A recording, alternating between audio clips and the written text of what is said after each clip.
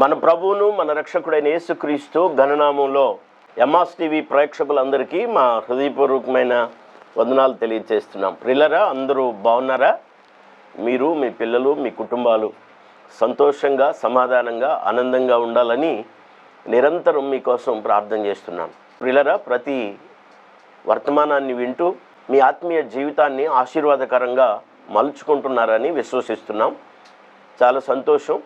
యేసుక్రీస్తు జీవిత చరిత్రలో భాగంగా లైఫ్ ఆఫ్ క్రైస్ట్లో ఈరోజు మనం 6వ భాగం, యేసే కర్త, యేసుక్రీస్తే కర్త అని జ్ఞాపకం చేస్తూ ఇప్పటి వరకు 5 విషయాలు ఆయన కర్తగా ఉన్న విషయాన్ని జ్ఞాపకం చేశాను.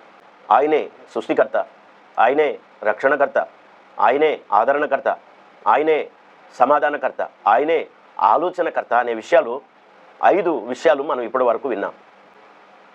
కర్త ఆయనే. ఈరోజు 6వ విషయాన్ని వింటున్నాం. జాగ్రత్తగా వాక్యాన్ని వినాలని, ఈ వర్తమానాన్ని ఖచ్చితంగా బైబిల్తో పాటు పెన్ను పుస్తకాన్ని కూడా రెడీగా పట్టుకొని జాగ్రత్తగా రాసుకుంటూ ధ్యానం చేయాలని మీకు నేను ఆహ్వానం తెలియజేస్తున్నాను. ప్రియులారా, రండి, ఆధ్యాత్మిక జీవితంలో ఉన్నతమైనటువంటి అనుభవానికి మనం చేరాలి అంటే దైవత్వంలో ఏ లక్షణాలు ఉన్నాయో వాటిని మనం కూడా మన పైన ధరింపజేసుకోవడానికి, లేకపోతే వాటిని మనకు ఆపాదించుకోవడానికి ఇష్టపడాలి. అప్పుడే మనం కూడా ఆయన రూపానికి మార్చబడతాం. ఆయన చిత్తానికి అనుకూలంగా మన జీవితాలు అన్వయించబడతాయి. ప్రియులారా, వాక్యం ఏం సెలవిస్తుంది, ఏం మాట్లాడుతుంది? వాక్యం చెప్తుంది. నిజమేనా? వాక్యాలు వింటున్నప్పుడు దేవుని సేవకులు మాట్లాడుతున్న ఈ వర్తమానాల్లో బైబిల్లో ఏ వాక్యం చెప్పిందో, ఏం చెప్పిందో అలాగే ఉంటున్నాయా అని కూడా వినేవాళ్ళు ఆలోచించాలి. ఏదో వర్తమానాలు వస్తున్నాయని కాకుండా చాలా వ్యర్థమైన విషయాలు మనం వింటున్నాం ప్రసంగాల్లో.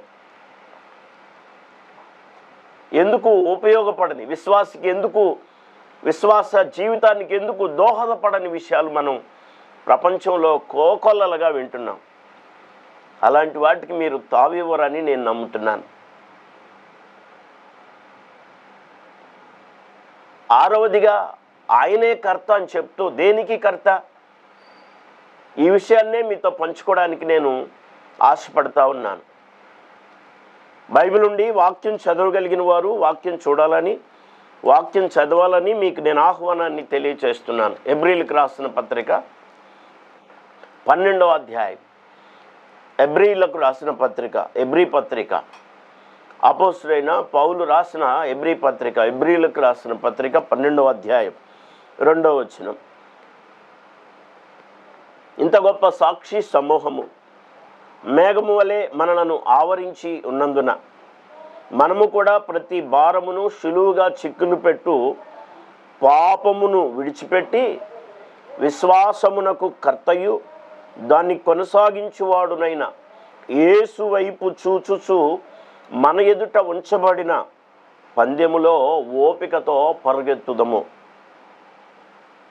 ఆయన తన ఎదుట ఉంచబడిన ఆనందము కొరకై అవమానమును నిర్లక్ష్యపెట్టి సిలువను సహించి దేవుని సింహాసనము యొక్క కుడిపార్శ్వమున ఆసీనుడయ్యను. దేవునికి మహిమ, ఘనత, ప్రభావములు కలుగునుగాక. ప్రియులరా, జాగ్రత్తగా వాక్యాన్ని వినండి. ఎవరి కర్త అంటే యేసుక్రీస్తే. దేనికి కర్త అంటే ఈరోజు వింటున్న అంశంలో భాగంగా విశ్వాసమునకు కర్త. ప్రియులరా, ఒక మాట గుర్తుపెట్టుకోండి. విశ్వాసికి విశ్వాసమే ఆధారం అనే విషయాన్ని గడిచిన వర్తమానాల్లోనే మనం విన్నాం. అయినా విశ్వాసానికి కర్త ఆయనే అని వాక్యం చెప్తుంది. విశ్వాసికి విశ్వాసమే ఆధారం కదా. ఎలా వస్తుందా విశ్వాసం? ఎలా కలుగుతుందా విశ్వాసం? ఎక్కడ ప్రారంభమవుతుందా విశ్వాసం? అసలు విశ్వాసం అంటే ఏంటి? అసలు విశ్వాసం అంటే ఏమిటి? ఇత్యాది విషయాలన్నీ కూడా వాక్యాన్ని ధ్యానపూర్వకంగా మీరు గ్రంథంలో ఉన్నది ఉన్నట్టుగా పరీక్షించాలని, పరిశీలించాలని మీకు నేను ఆహ్వానం తెలియచేస్తున్నాను. హెబ్రీ పత్రిక 11వ అధ్యాయం 1వ వచనం చదువుతున్నాను. విశ్వాసం అనున్నది నిరీక్షింపబడు వాటి యొక్క నిజస్వరూపం, అదృశ్యమైనవి ఉన్నవనుటకు రుజువునై ఉన్నది. ప్రియులారా, గమనించారా? విశ్వాసం అంటే ఏంటంటే నిరీక్షింపబడు వాటి యొక్క నిజస్వరూపం. మనకు కనబడలేదు, దాని కొరకు ఎదురు చూస్తున్నాం, అదృశ్యంగా ఉంది, దాన్ని చూచినట్టుగా దానికి మనం అన్వయింపును కలిగి ఉండడమే విశ్వాసం అని చెప్తుంది. నిరీక్షింపబడు వాటి యొక్క నిజస్వరూపం.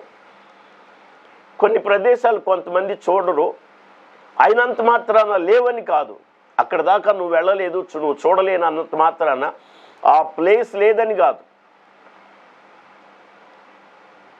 వాక్యం కూడా జాగ్రత్తగా గమనిస్తే విశ్వాసం కూడా అలాంటిదే.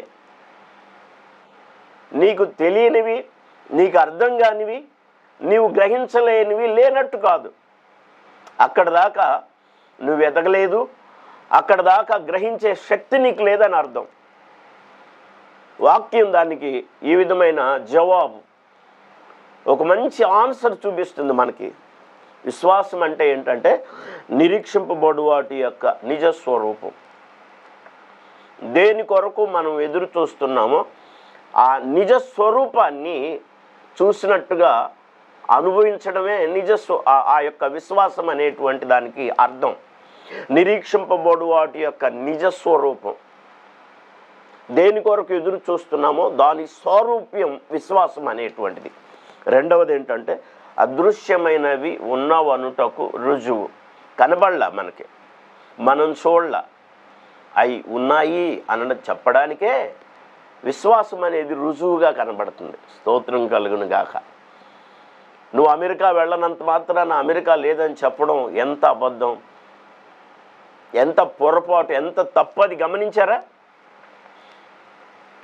ఈ మధ్య నేను ఒక ప్రాంతానికి వెళ్ళినప్పుడు ఈ గుంటూరు సిటీలోనే ఈ ఎంఎస్ థియాలజీ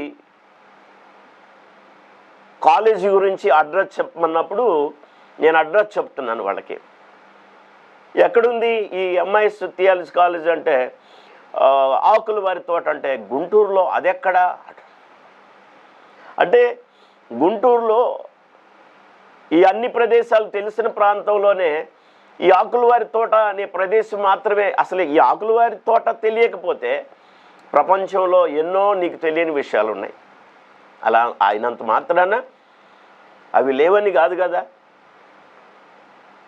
అందుకే వాక్యం చెప్తుంది అదృశ్యమైనవి అంటే కనబడనివి ఉన్నవనుటకు రుజువు.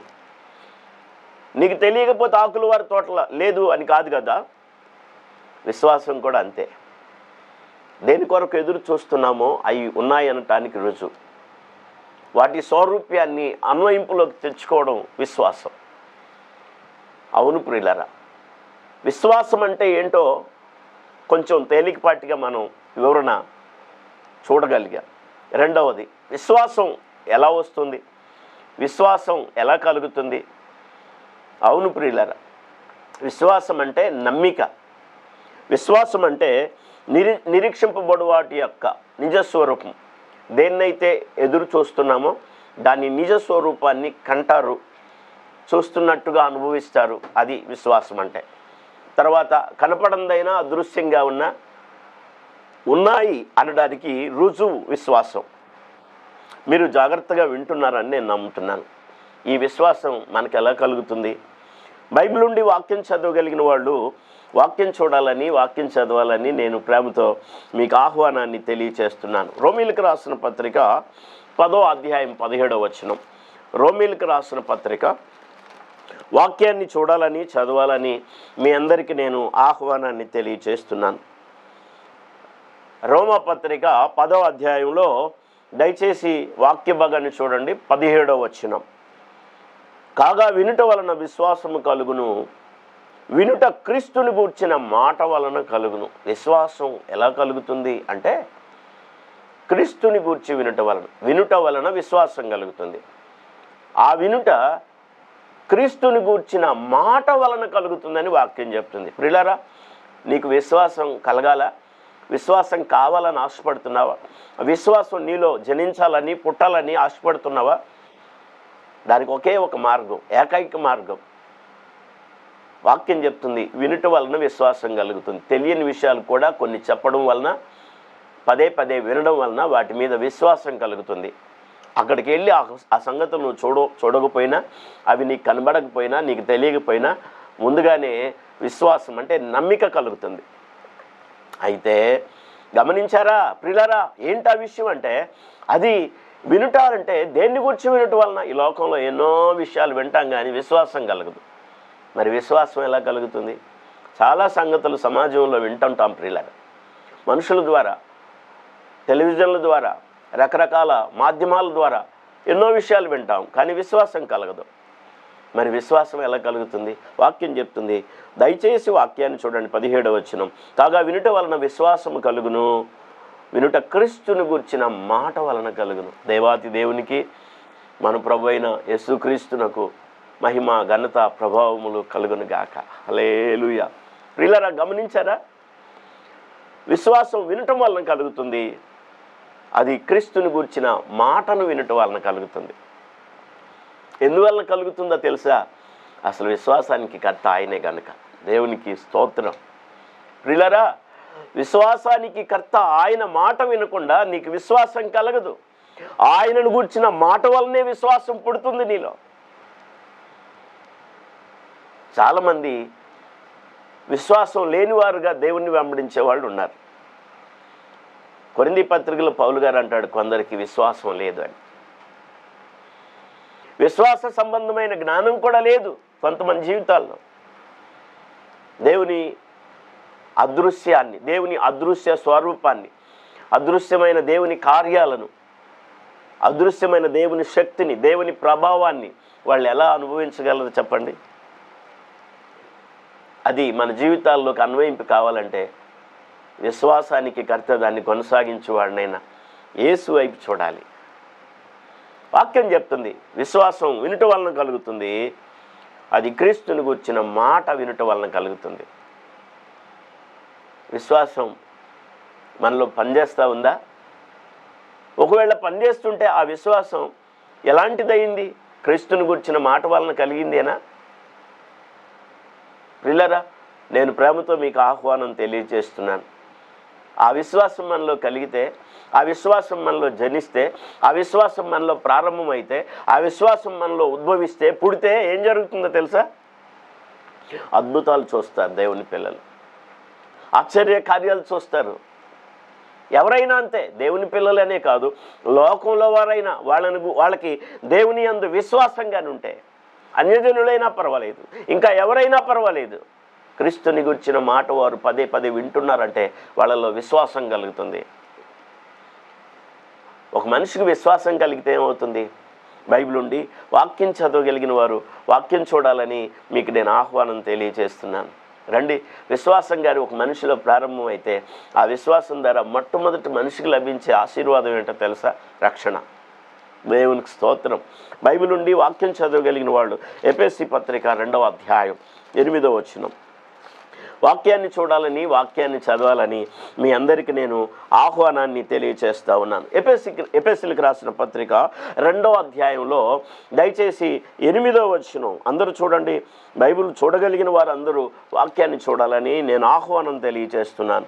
మీరు విశ్వాసము ద్వారా కృపచేతనే రక్షింపబడి ఉన్నారు, ఇది మీ వలన కలిగినది కాదు, దేవుని వరమే. వాక్యం చెప్తుంది, విశ్వాసము ద్వారా మీరు కృపచేత రక్షింపబడ్డారు. విశ్వాసం లేకుండా మనిషికి రక్షణ లేదు. రోమపత్రికలో కూడా ఈ విషయాన్ని చాలా స్పష్టంగా భక్తుడు తెలియజేశాడు. బైబిల్ ఉందా? వాక్యం చదవగలిగిన వాళ్ళు వాక్యం చూడాలని మీకు నేను ఆహ్వానాన్ని తెలియచేస్తున్నాను. రండి, వాక్య భాగాన్ని చూడండి. రోమపత్రిక 10వ అధ్యాయంలో 8వ వచనం అదేమని చెప్పుచున్నది? వాక్యము నీ యొద్దను, నీ నోటను, నీ హృదయంలో ఉన్నది, అది మేము ప్రకటించు విశ్వాస వాక్యమే. మేము ప్రకటిస్తున్న విశ్వాస వాక్యమే. అది ఎక్కడుంది? నీ యొద్ద ఉంది. అది నీ హృదయంలో, నీ నోట్లో ఉంటుంది. వాక్యం చెప్తుంది, అది మేము ప్రకటించు విశ్వాస వాక్యమే. ఈ వాక్యం ప్రకటిస్తున్న ఈ వాక్యం విశ్వాస వాక్యం. ఈ వాక్యం విశ్వాసాన్ని కలిగిస్తుంది. క్రీస్తుని గురించిన మాటలు విశ్వాసాన్ని జనింపజేస్తాయి మనుషుల్లో, విశ్వాసాన్ని ఆవిర్భవింపజేస్తాయి మనుషుల్లో. ఆశ్చర్యకరమైన కార్యాలు వారి జీవితంలో విశ్వాసం ద్వారా ప్రారంభమవుతాయి. ప్రియులారా, ఈ మాటలు చూడండి, 9వ వచనం. అదేమనగా, యేసు ప్రభు అని నీ నోటితో ఒప్పుకొని దేవుడు మృతుల్లో నుండి ఆయన లేపినని హృదయంలో విశ్వసించిన ఎడల రక్షింపబడదు. ఆమేన్. గమనించారా? నీ హృదయంలో విశ్వాసం కలిగి నోటితో ఆయన ప్రభు అని ఒప్పుకుంటే, మృతుల్లో నుండి లేపబడిన ప్రభు, లేచిన ప్రభు అని కానీ నువ్వు ఒప్పుకుని నోటితో ఒప్పుకున్నందుకు, హృదయంలో విశ్వసించినందుకు నీకు రక్షణ కలుగుతుంది. వాక్యం చెప్తుంది, మీరు విశ్వాసం ద్వారా కృపచేత రక్షింపబడ్డారు. విశ్వాసం ద్వారా మొట్టమొదట కలిగే ఆశీర్వాదం రక్షణ. నీ ఆత్మీయ జీవితానికి, నీ ఆత్మకు రక్షణ కలుగుతుంది, రక్షణ దొరుకుతుంది. ఈ లోకంలో భౌతిక సంబంధమైన ఆశీర్వాదాల కొరకు చూడకండి. ఒక లోకంలో ఉన్న మనుషులు లోకమంతా సంపాదించిన వాడు తను తాను రక్షించుకోలేని వాడైతే, వాడు తను తాను కాపాడుకోలేని వాడైతే ఏం ప్రయోజనం? వాక్యం చెప్తుంది నిష్ప్రయోజనం అని. తన ఆత్మను రక్షించుకోలేని వాడికి ఏం ప్రయోజనం? అన్నీ ఉంటాయి. లోకాసు వార్తలో ఒక ధనవంతుడు ఉన్నాడు, ఓదారంగు వస్త్రాలు ఉన్నాయి, మంచి బల్ల భోజనం ఉంది, కానీ చనిపోయినప్పుడు తిన్నగా పాతాళానికి వెళ్ళాడు. ప్రియులారా, గమనించారా? అన్నీ ఉండొచ్చు, కానీ విశ్వాసం అంతరంగంలో కలగకపోతే దాని ద్వారా వచ్చే రక్షణను అనుభవించలేవు. దేవుణ్ణి గురించిన విశ్వాసం అతనికి లేదు. లోకంలో కావలసినవి ఉన్నాయి. వాక్యం చెప్తుంది, విశ్వాసము ద్వారా మీరు కృపచేత రక్షింపబడి ఉన్నారు. అష్ట ఐశ్వర్యాలు ఆశీర్వాదం కాదు ప్రియులారా. ఆస్తి ఐశ్వర్యాలు, సిరి సంపదలు ఆశీర్వాదం కాదు ప్రియులారా. ఆత్మరక్షణ మొట్టమొదటి ఆశీర్వాదం, అత్యధికమైన ఆశీర్వాదం. మానవులకు కావలసింది, మానవులు అనుభవించాల్సింది ఆ రక్షణ ఆశీర్వాదం. యేసుక్రీస్తు వారు ఈ లోకానికి విశ్వాసానికి కర్తగా రావడానికి అదే కారణం. మనలో విశ్వాసాన్ని ఉద్భవింపజేసి ఆ విశ్వాసం ద్వారా ఆయన కృపచేత మనల్ని రక్షించడానికి ఆయన ఉద్దేశించి విశ్వాసానికి కర్తగా వచ్చాడు ఆయన. దాన్ని కొనసాగింపజేయవాడు కూడా ఆయనే. దేవునికి మహిమ, ఘనత, ప్రభావములు కలుగునుగాక. మన ప్రభువైన యేసుక్రీస్తు నిరంతరము స్తుతింపబడునుగాక. ప్రియులారా, గమనించారా? వాక్యం ఈ విధంగా చెప్తుంది. దయచేసి ఈ మాటలు చూడండి. మీరు విశ్వాసము ద్వారా కృపచేతనే రక్షింపబడి ఉన్నారు. ఇది మీ వలన కలిగినది కాదు, ఇది దేవుని వరమే. ఇది దేవుని వరమే. ఇది God's gift. This is God's gift. దేవుని వరం, దేవుని యొక్క వరం. ఇది మన వలన అయింది కాదు. విశ్వాసం కలిగితే చాలు, విశ్వాసం ఉంచితే చాలు. ఇందాక రోమాపత్రికలో చదివాం కదా, 10వ అధ్యాయంలో 8వ వచనం అదేమని చెప్పుచున్నది. వాక్యము నీ యొద్దను, నీ నోటను, నీ హృదయంలోనూ ఉన్నది, అది మేము ప్రకటించు విశ్వాస వాక్యమే. వాక్యం విశ్వాసాన్ని కలిగిస్తుంది. క్రీస్తుని గురించిన మాట విశ్వాసాన్ని కలిగిస్తుంది. ఆ విశ్వాసం ఏం చేస్తుంది? 9వ వచనం అదేమనగా, యేసు ప్రభు అని నీ నోటితో ఒప్పుకొని, యేసు ప్రభు అని నీ నోటితో ఒప్పుకొని దేవుడు ఆయనను మృతులలో నుండి లేపిన నీ హృదయంలో విశ్వసించిన ఎడల, అంటే నమ్మిన ఎడల నీవు రక్షింపబడదు. దేవునికి మహిమ కలుగునుగాక. యేసు ప్రభువుని నోటితో ఒప్పుకోవాలి, ఆయనను దేవుడు మృతుల్లో నుండి లేపానని హృదయంలో విశ్వసించాలి. ఈ 2 కార్యాలు నీలో జరిగితే చాలు. విశ్వాసం కలిగిన వెంటనే ఖచ్చితంగా నువ్వు రక్షింపబడతావు. అట్టి గొప్ప రక్షణ దేవుడు మీకు, మీ కుటుంబాలకు అనుగ్రహించాలని నేను ప్రార్థన చేస్తున్నాను. అందుకే ఇది విశ్వాస వాక్యం, మేము ప్రకటించే విశ్వాస వాక్యం అని దేవుని వాక్యం మాట్లాడుతూ ఉంది.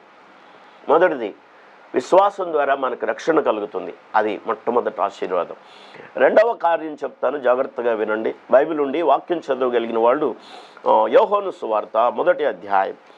యోహాను సువార్త 1వ అధ్యాయంలో ఒక మంచి మాట రాయబడింది. బైబిల్ ఉందా? వాక్యం చూడగలిగిన వారందరూ వాక్యం చూడాలని, చదవాలని మీకు నేను ఆహ్వానాన్ని తెలియజేస్తూ ఉన్నాను. రండి. 1వ అధ్యాయంలో 11వ వచనం. అయితే ఆయన తన 12వ వచనం 11 కూడా చదువుతున్నాను. ఆయన స్వకీయుల యొద్దకు వచ్చెను, ఆయన స్వకీయులు ఆయనను అంగీకరింపలేదు, అంటే విశ్వసించలేదు, తృణీకరించారు. చాలామంది ప్రభువుని ఈరోజు అంగీకరించక తృణీకరిస్తున్నారు. అది వారి జీవితాలకు ఎంత శాపంగా పరిణమించబోతుందో అర్థం కాక అంగీకరించలేని పరిస్థితుల్లో కనబడుతున్నారు. వాక్యం చెప్తున్న విషయాన్ని మీతో నేను పంచుకుంటున్నాను. జాగ్రత్తగా వినండి, జాగ్రత్తగా ఆలోచించండి. 12వ వచనం, తన్నెందరు అంగీకరించిరో అటు వారందరికీ, అనగా తన నామమందు విశ్వాసం ఉంచిన వారికి దేవుని పిల్లలు అగుటకు ఆయన అధికారము అనుగ్రహించెను.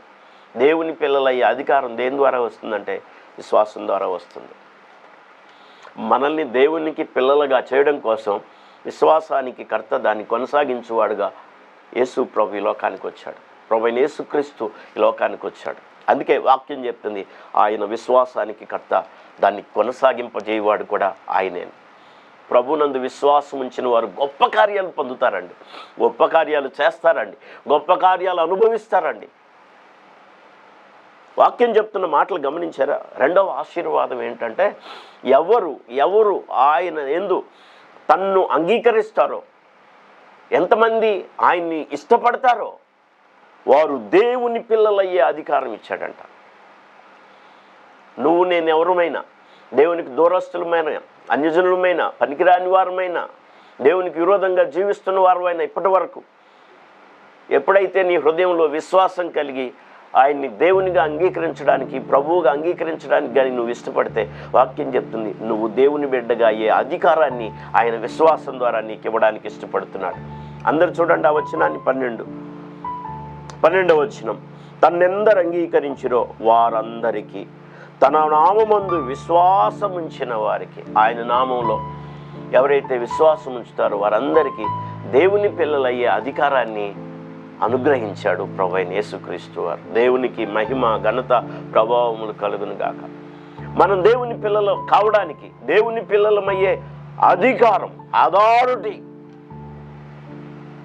గమనించారా? గొప్ప ఆధిక్యత. దేవుని పిల్లలై అవ్వడం అంటే అది సామాన్యమైన విషయం కాదని అర్థం. అధికారం లేనివారుగా ఉన్నవారు ఇప్పుడు అధికారులు అవుతారు. దేవుని పిల్లలయ్యే అధికారులు అవుతారు. వాళ్ళు అధికారం కలిగిన వారు అవుతారు. ఈనాడు చాలామంది దేవుని పిల్లలుగా లేరు. మరి ఎవరు పిల్లలు? ప్రభు ఆయన యందు విశ్వాసం, ఆయన యందు నమ్మిక నీకు లేనప్పుడు నువ్వు దేవుని బిడ్డగా అధికారం నీకు ఉండదు. దేవుని బిడ్డ అయ్యే అధికారం నీకు ఉండదు. దాన్ని ఇవ్వడానికి యేసుక్రీస్తు వారు విశ్వాసానికి కర్తగా వచ్చి దాన్ని కొనసాగింపజేయవాడుగా మన మధ్య సంచరించాడు. దేవునికి మహిమ కలుగును గాక. ఇది రెండో ఆశీర్వాదం.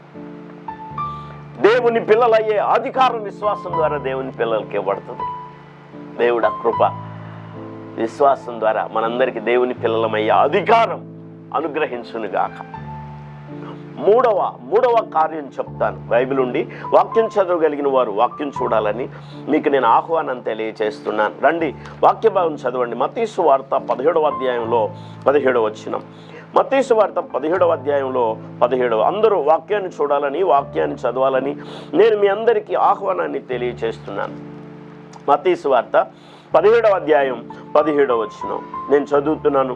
అందరు చూడండి. అందుకు యేసు, విశ్వాసం లేని మూర్ఖతరము వారలారా, మీతో నేను ఎంతకాలం ఉందును, ఎంతవరకు మిమ్మల్ని సహింతును, వాడిని నా యొద్దకు తీసుకొని రండని చెప్పాను. అంతటి యేసు ఆ దయ్యమును గద్దింపగా అది వానిని విడిచిపోయెను. ఇక్కడ మీరు గమనించారా ప్రియులారా?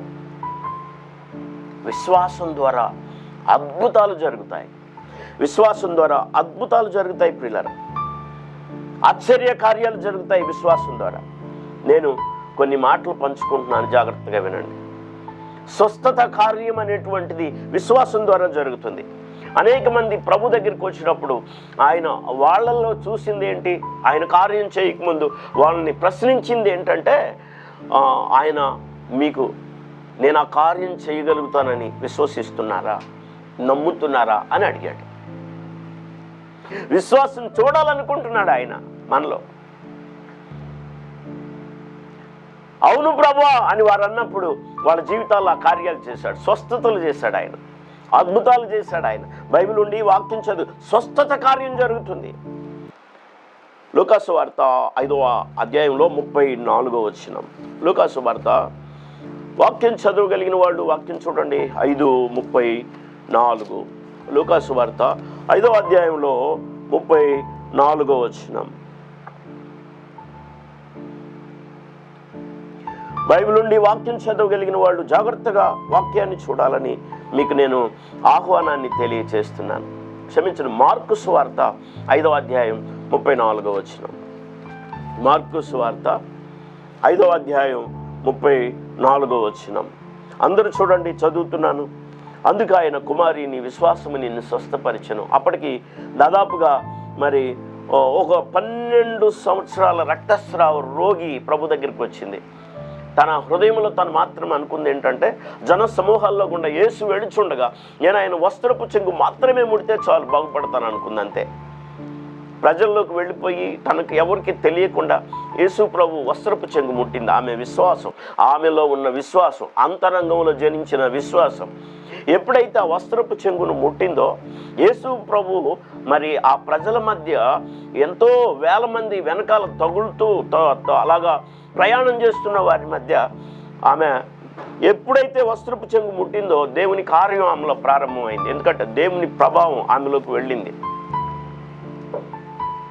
ప్రభువు కూడా దాన్ని గ్రహించాడు. తనలో నుంచి ప్రభావం వెళ్ళిందని వెనక్కి తిరిగి అడిగాడు కొంతమందిని, ఎవరు నన్ను తాకారని.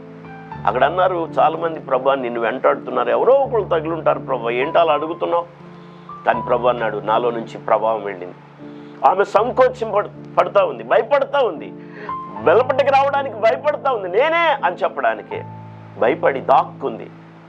ప్రభు ఆ మాట అడిగినప్పుడు ఇక దాగి ఉండలేనని ఆమెకు అర్థమయ్యి ఆమె లేచి ఈ విధంగా చెప్తుంది బయటకు వచ్చి, నేనే ప్రభు, ఈ వస్త్రపు చెంగు ముడితే బాగుపడతాను అనుకున్నాను. ప్రభు అంటున్నాడు కదా, వాక్యాన్ని అందరూ చూడాలి, ఈ వాక్యాన్ని అందరూ చూడాలి. ఏం చెప్పాడు తెలుసా ప్రభు?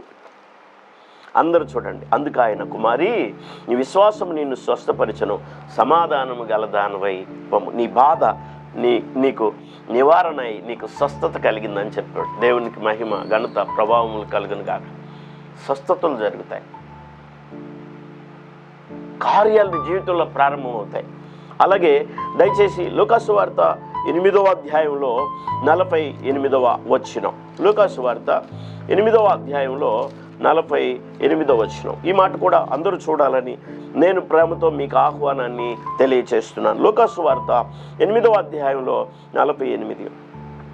ఇక్కడ కూడా అదే చెప్తున్నాడు ప్రభువారు. అదే మాట రిపీటెడ్గా రాయబడింది. సువార్తల్లో కొన్ని మత్తయి సువార్త, మార్కు సువార్త, లూకాసు వార్తల్లో ఒకే సందర్భాన్ని చెప్పిన సందర్భాలు కూడా ఉన్నాయి.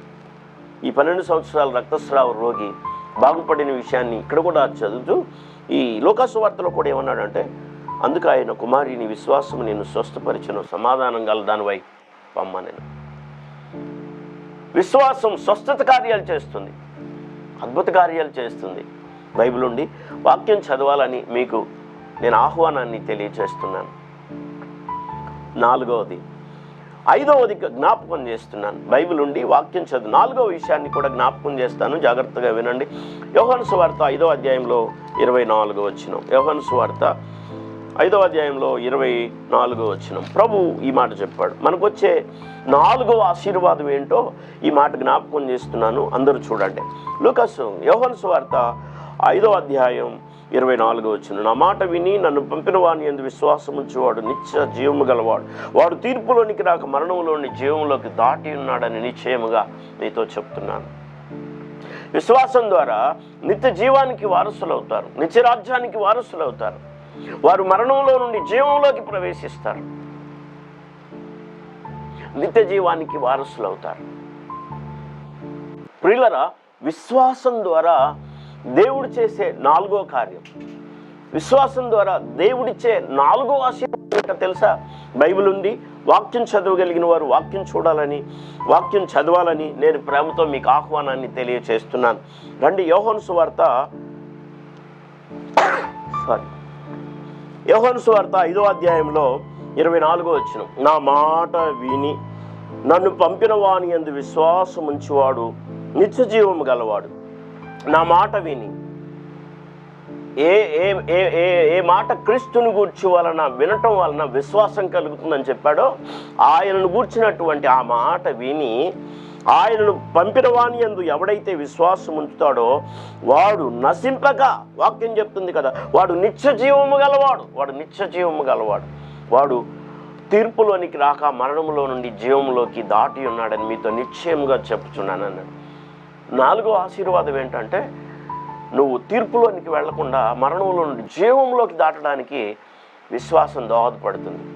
ఎంత అద్భుతమైన ఆశ్చర్యమైన కార్యం జరిగిస్తానన్నాడు. విశ్వాసం ద్వారా నువ్వు నిత్య జీవానికి వారసుడు అవుతావు.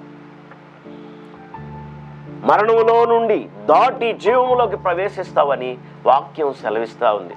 ఇది విశ్వాసం ద్వారా మానవాళికి దేవుడు ఇవ్వడానికి, విశ్వాసానికి కర్తగా యేసు ప్రభు ఈ లోకానికి వచ్చాడు. మళ్ళా చదువుతున్నాను, 4వ ఆశీర్వాదం, విశ్వాసం ద్వారా దేవుడిస్తున్న 4వ ఆశీర్వాదం. నా మాట విని నన్ను పంపిన వాని యందు విశ్వాసం ఉంచేవాడు నిత్య జీవము గలవాడు, వాడు తీర్పులోనికి రాక మరణములో నుండి జీవములోకి దాటి ఉన్నాడని మీతో నిశ్చయముగా చెప్పుచున్నాను. ఎవరైతే ఆయన మాట వింటారో, ఎవరైతే తను పంపిన వారిని యందు విశ్వాసం ఉంచుతారో వారిని నిత్య జీవము గలవారుగా చేయడానికి ఆయన ఇష్టపడ్డాడు. ఆ శ్రేష్టమైన ఆశీర్వాదాన్ని దేవుడు వాళ్ళకి ఇవ్వడానికి ఇష్టపడ్డాడు. దేవుడు ఆ గొప్ప కృప, విశ్వాసం ద్వారా నిత్య జీవానికి వారసులయ్యే కృప మీ అందరికీ దయచేయునుగాక. పిల్లరా, 5వ ఆశీర్వాదాన్ని మీ ముందుంచాలనుకుంటున్నాను. దేవుడు విశ్వాసం ద్వారా, విశ్వాసానికి కర్తగా దాన్ని కొనసాగించేవాడుగా ఆయన ఉండి ఆయన ఇచ్చే ఆశీర్వాదం, 5వ ఆశీర్వాదం. బైబిల్ నుండి వాక్యం చదవగలిగిన వాళ్ళు వాక్యాన్ని చూడండి. మత్తయి సువార్త 21వ అధ్యాయంలో 21వ వచనం. మత్తయి సువార్త 21వ అధ్యాయంలో 21వ వచనం. అందరూ వాక్యాన్ని చూడాలని నేను ప్రేమతో మీకు ఆహ్వానం తెలియజేస్తున్నాను. 21:1. అందుకు యేసు, మీరు విశ్వాసము కలిగి సందేహ పడకుండిన ఎడల, మీరు విశ్వాసము కలిగి సందేహ పడకుండిన ఎడల అంజూరపు చెట్టునకు జరిగిన దానిని చేయుట మాత్రమే గాక ఈ కొండను చూచి నువ్వెత్తబడి సముద్రంలో పడవేయబడదు గాక అని చెప్పిన ఎడల అలాగు జరుగునని మీతో నిశ్చయముగా చెప్పుచున్నానని. పిల్లరా, ప్రభు ఏం చెప్తున్నాడంటే, అప్పటికి ఆయన అంజూరపు చెట్టు దగ్గరికి వెళ్ళి ఫలాలు ఏమన్నా ఉంటాయేమోనని చూశాడు. కానీ ఫలాలు లేనందున ఆయన శపించాడు. మళ్ళా మార్గంలో ప్రయాణం చేస్తూ ఆ చెట్టును చూసినప్పుడు పూర్తిగా ఎండిపోవడం చూశారు. అరే, ఇంత త్వరగా ఎండిపోయిందే ఈ చెట్టు అని శిష్యులు మాట్లాడుకుంటున్న సందర్భాన్ని చూసి ప్రభు అన్నాడు, అంజూరపు చెట్టును జరిగిన దాన్ని మాత్రమే కాదు మీరు చూడాల్సింది. మీలో కానీ విశ్వాసం కానీ ఉంటే, ఆ విశ్వాసం మీలో పనిచేస్తూ ఉంటే, ఈ కొండను చూచి నువ్వు వెళ్ళి నడి సముద్రంలో పడవేయబడదుగా కంటే అలాగు జరుగునని మీతో నిశ్చయముగా చెప్పుచున్నాను. విశ్వాసం ద్వారా అద్భుతాలు జరుగుతాయి, ఆశ్చర్యకార్యాలు జరుగుతాయి. ఇది దేవుడిచ్చేటువంటి 5వ ఆశీర్వాదం. ఆశ్చర్యకార్యాలు ప్రారంభమవుతాయి నీ బ్రతుకులో, నీ కుటుంబంలో, నీ వ్యక్తిగత జీవితాల్లో. ఎంతమంది ఆశపడుతున్నారు? ఆ విశ్వాసానికి దాన్ని కొనసాగింపజేయువాడునైనా యేసు మనలో ఉన్నాడా? మన హృదయాల్లో ఉన్నాడా? ఆయన దాన్ని కొనసాగింపజేస్తున్నాడా? ఆ అవకాశాన్ని మనం ఇస్తున్నామా? వాక్యంలోకి రండి జాగ్రత్తగా. నేను చివరి ఆశీర్వాదాన్ని జ్ఞాపకం చేయడానికి ఇష్టపడుతున్నాను. వాక్య భాగం చూడండి. యోహాను సువార్త 3వ అధ్యాయంలో 16వ వచనం. యోహాను సువార్త 3వ అధ్యాయం. ఇది మనందరికీ సుపరిచితమైనటువంటి భాగం. యోహాను సువార్త 3వ అధ్యాయం 16వ వచనంలో, దేవుడు లోకమును ఎంతో ప్రేమించెను కాగా ఆయన తన అద్వితీయ కుమారునిగా పుట్టిన వాని యందు విశ్వాసముంచు ప్రతివాడు నశింపక నిత్యజీవం పొందినట్లు ఆయనను అనుగ్రహించెను. ఒకటి, నిత్యజీవం ఇస్తానని ముందే చెప్పాడు ఆయన. 4వ ఆశీర్వాదంలో చూసాం మనం. విశ్వాసం ద్వారా దేవుడు చేసే 4వ కార్యాన్ని చూసాం మనం. నిత్యజీవపు వాగ్దానం, నిత్యజీవాన్ని గురించిన వాగ్దానం విశ్వాసం ద్వారా కలిగింది మనకి. ఇప్పుడు దీంట్లో మరొక అంశాన్ని మనం చూస్తున్నాం. అదేంటంటే, ఎవరైతే దేవుని చేత ప్రేమించబడుతున్నారో వారు దేవుడు లోకమును ఎంతో ప్రేమించను. ఎంత ప్రేమ అండి దేవునికి మన మీద! మనం నశించిపోవడం ఇష్టం లేక, నశించిపోవడం ఇష్టం లేక ప్రభు మనల్ని ప్రేమిస్తున్నాడు. వాక్యాన్ని గమనించారా? దేవుడు లోకమును ఎంతో ప్రేమించను. నిన్ను ప్రేమించాడు, నన్ను ప్రేమించాడు. దేవుళ్ళ ప్రేమించిన వాళ్ళు ఈ లోకంలో ఎవరు లేరండి. ఇలాగున భార్య ప్రేమించలేదు, భర్త ప్రేమించలేదు, తోబుట్టువులు ప్రేమించలేరు, అన్నదమ్ములు ప్రేమించలేరు, ప్రేమించే ప్రేమికులు ప్రేమించలేరు. యేసు అంతగా నిన్ను నన్ను ప్రేమించాడు, లోకాన్ని ప్రేమించాడు, లోకంలో ఉన్న మనల్ని ప్రేమించాడు. ప్రేమించిన ఆయన మనం నశించిపోకుండా ఉండడానికి, నిత్యజీవానికి వారసులు కావడానికి, విశ్వాసానికి కర్తగా దాన్ని కొనసాగింపజేయవాడుగా ఈ లోకానికి వచ్చాడు. ఆయన ప్రభుగా అంగీకరించావా? విశ్వసించావా? నీ జీవితంలో నువ్వు నశించిపోకుండా ఉండడానికే యేసు ప్రభు వారు ఈ లోకానికి పంపబడ్డాడు, ఈ లోకానికి వచ్చాడు. వాక్యాన్ని వింటున్న మీరు ఇప్పుడైనా విశ్వాసానికి కర్త దాన్ని కొనసాగించువాడినైనా ఆయన మీద విశ్వాసం ఉంచడం ఎంతో ఆశీర్వాదం. అది నీకు రక్షణ కారణమవుతుంది. అది నీ జీవితాల్లో గొప్ప కార్యాలు చేయడం ప్రారంభం అవుతుంది. దేవుని ఉన్నతమైన నిత్యజీవానికి నిన్ను వారసునిగా చేస్తుంది. నువ్వు నశించిపోకుండా కాపాడుతుంది. నీ జీవితంలో అద్భుతాలు, ఆశ్చర్య కార్యాలు ప్రారంభమవుతాయి. ఆ గొప్ప భాగ్యాన్ని పరిశుద్ధాత్మ దేవుడు కొనసాగించి వాక్యం ద్వారా మనందరికీ కృప దయచేయునుగాక. ఆమేన్. ప్రార్థన చేసుకుందాం. కృపాసత్య సంపూర్ణుడు అయిన మా ప్రియ పరమ తండ్రి, స్తుతులు స్తోత్రాలు. విన్న వాక్యం హృదయాల్లో నీరు కట్టండి. ఏమాత్రం నిష్ప్రయోజనం కాకుండా ప్రతి హృదయంలో వాక్యం పనిచేయడానికి సహాయం చేయండి. ఫలభరితంగా మార్చండి.